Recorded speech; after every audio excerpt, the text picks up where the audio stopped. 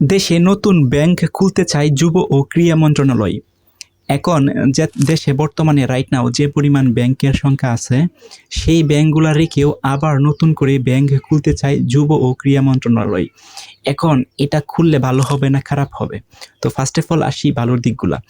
যদি এখন নতুন করে বাংলাদেশ সরকার নতুন আরও ব্যাংকিং সিস্টেম নিয়ে আসে বা ব্যাংক খুলতে চায়, তাহলে ব্যাংকের সংখ্যা বেড়ে যাবে। আর ব্যাংকের সংখ্যা যদি বেড়ে যায়, তাহলে কিন্তু একটা ব্যাংক যখন নতুন করে ওপেন হবে, সেখানে কিন্তু তারা কম হলেও কিন্তু গ্রাহক পাবে। সো হিউজ অফ অ্যামাউন্ট গ্রাহক হয়তো বা পাবে না।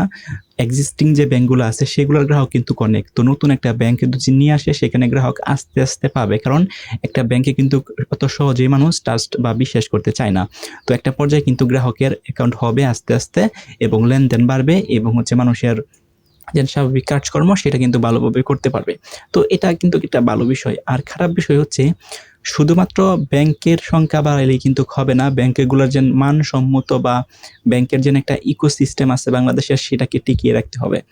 তো এখন রাইট নাও বর্তমানে যে পরিমাণ ব্যাংক আছে, যদি সরকার সেই ব্যাংকগুলোকে আবার আরও নতুন কোনো ইনস্ট্রাকশন দেওয়া হয়, আরও আধুনিকীকরণ করা হয়, যদি আবার প্রপারভাবে মেনটেন্স করা যেতে পারে, তাহলে যে পরিমাণ ব্যাংক আছে সেই ব্যাংক দিয়েই কিন্তু সাধারণ মানুষ যারা আছে, তাদের যে চাহিদা আছে, অর্থাৎ ব্যাংকের উপর যে একটা ডিপেন্ডেন্সি বা ডিফেন্স থাকে, সেটা কিন্তু মেটানো সম্ভব হবে যদি সরকার ভালোভাবে এই দিকে মনোযোগ দেয় এবং আধুনিকরণ করে এবং জবাবদিহিতা এবং স্বচ্ছতা নিশ্চিত করতে পারে।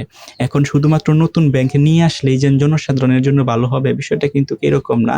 ধরেন নতুন একটা ব্যাংক নিয়ে আসলো বাংলাদেশ সরকার, এবং সরকার তাকে বললো যে এই ব্যাংকটা ভালো বা সরকারি ব্যাংক, এখানে আপনারা অ্যাকাউন্ট করতে পারবেন, এক্সেট্রা অনেক কিছু আপনাকে বললো।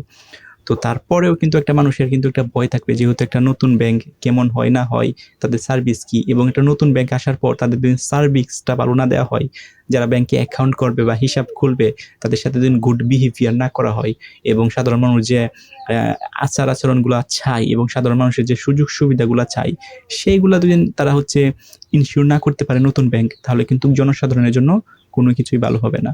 সো বাংলাদেশের যে ব্যাংকিং সিস্টেমটা আছে রাইট নাও, বা ব্যাংকিং সিস্টেমের যে ইকোসিস্টেমটা আছে, সেই ব্যাংকিং ইকোসিস্টেমটাকে পুনর্গঠন করার সিদ্ধান্ত নিতে পারে সরকার। পুনর্গঠন দ্যাটস মিন এই ব্যাংকগুলোকে আরও কঠিন ইনস্ট্রাকশন দেওয়া হোক, এবং জনসাধারণের যাতে ভালো হয় সে বিষয়ে পদক্ষেপ কিন্তু সরকার নিতে পারে। যেমন ধরেন ইন্টারেস্ট কমানো, সুদের হার, বা সার্বিক যে বিষয়গুলো আছে অ্যাকাউন্ট মেনটেন্যান্স, এবং জনসাধারণের সবচেয়ে বেশি যে একটা বিষয় সেটা হচ্ছে ভোগান্তি, সেইগুলা যদি কমানো যেতে পারে বা সরকার যদি সেগুলাকে কমায়া আনতে পারে, তাহলে কিন্তু নতুন ব্যাংকিং সিস্টেমের কিন্তু কখনোই প্রয়োজন হবে না। এক্সিস্টিং রাইট নাও বর্তমানে বাংলাদেশে যে ধরনের ব্যাংকিং সিস্টেমগুলা চালু আছে, সেই ব্যাংকিংগুলো দিয়ে কিন্তু জনসাধারণের চাহিদা মেটানো সম্ভব, এবং এটাই দিয়ে কিন্তু বাংলাদেশকে আরও সামনের দিকে এগিয়ে নেওয়া সম্ভব। আপনাদের মতামত কি? কমেন্ট করে